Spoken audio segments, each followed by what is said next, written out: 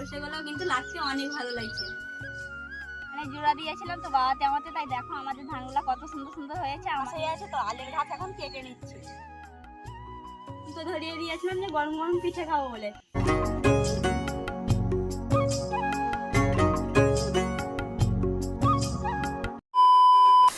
শুভ সকাল।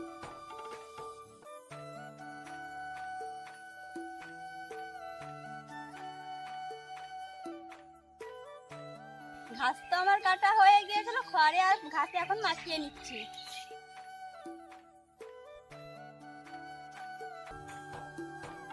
ভাত তো খেয়ে নিয়েছিলাম, ভাত নিয়ে চলে এসেছিলাম হাঁসের ছানার জন্য, তাই হাঁসের ছানাতে তো ভাত খেয়ে নিয়েছে, তো আর তো ভাত নেই বাটিটাতে, তাই এখন এই থালগুলোকে মেজে ঘুটে নিচ্ছি।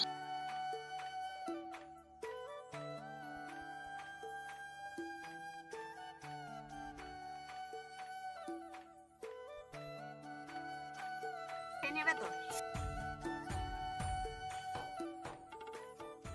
দেখো